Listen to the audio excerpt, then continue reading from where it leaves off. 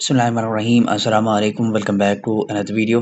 आज की वीडियो में हम लोग जीएचक्यू में आने वाली सिविलियन जॉब्स के बारे में बात करेंगे। ये उसकी वेबसाइट का इंटरफेस आपके पास ओपन है, आपको नज़र आ रहा होगा।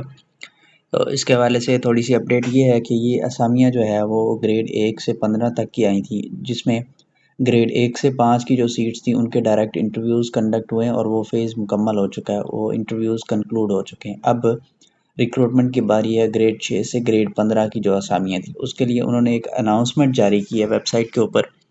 ये आप देखें तो अनाउंसमेंट के अंदर उन्होंने लिखा है कि एसएमएस नोटिफिकेशन या call letter for written test और interviews for the post BPS 6 to BPS 15 will be issued in upcoming days. यानी टेस्ट जो हैं वो सबसे पहले जो टेस्ट ही होता है इसका, उसके बाद इंटरव्यू होता है। तो टेस्ट जो हैं वो उन्होंने प्लान कर लिए हैं। ये इनका जो शुरू का फेज़ है ना, यानी कि शुरू में जो प्रोसेस है वो काफ़ी क्विक चलता है, काफ़ी जल्दी ये टेस्ट कंडक्ट करते हैं। फिर उसके विद इन अ वीक ये इंटरव्यूज़ भी कंडक्ट कर लेते हैं, टाइपिंग टेस्ट भी हो जाता है और बाकी फिर प्रोसेस मेडिकल्स वगैरह का और ऑफर लेटर्स का वो चलता रहता है। लेकिन ये है कि ग्रेड 1 से 5 की जो असामियाँ हैं वो उन्होंने कंक्लूड कर ली हैं, यानी इंटरव्यूज़ उन्होंने कर लिए हैं। अब ग्रेड 6 से 15 की असामियों की बारी है, उसके रिटन टेस्ट जो हैं वो उन्होंने प्लान कर लिए हैं और पॉसिबल है कि आइंदा एक आध हफ्ते के अंदर जनाब रिटन टेस्ट का शेड्यूल जो है वो वेबसाइट के ऊपर वो जारी कर देंगे, जो कि उन्होंने बता भी दिया है कि अपकमिंग डेज़ के अंदर जल्दी वो इशू कर देंगे।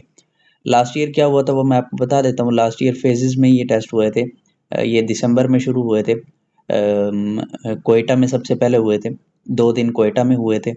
उसके बाद फिर ये कराची में हुए थे। उसके बाद फिर जनवरी में ये लाहौर में कंडक्ट हुए थे और एंड पे यानी जनवरी के मिड में जाके ये रावलपिंडी में कंडक्ट हुए थे। यानी ये 4 ही सेंटर होते हैं, कोयटा, कराची, लाहौर और रावलपिंडी। तो इस तरह ये सेंटर वाइज़ कंडक्ट हुए थे दिसंबर जनवरी के अंदर। तो हो सकता है इस मरतबा भी ऐसे ही कुछ इनका प्लान हो, सेंटर वाइज़ ये कंडक्ट हो। तो ये कंफर्म होगा जब शेड्यूल जारी होगा। और टेस्ट का पॉसिबिलिटी यही है कि आपके जो टेस्ट हैं वो अगर आइंदा एक आध हफ्ते के अंदर शेड्यूल आ जाता है तो अक्टूबर के आखिर में या नवंबर के शुरू में आपके टेस्ट जो हैं वो प्लान हो सकते हैं और ये टेस्ट जो है ना आप कंडक्ट हो सकते हैं। बाकी ये जो शेड्यूल आएगा तो फिर पता चल जाएगा। और रही बात पास पेपर्स की, तो पास पेपर्स जो पिछले साल के तकरीबन सारे ही तकरीबन 20 के करीब वीडियोस हैं, उससे पिछले साल के भी जनाब वो प्लेलिस्ट की सूरत में चैनल पे अवेलेबल है, अगर आप देखना चाहें तो देख भी सकते हैं।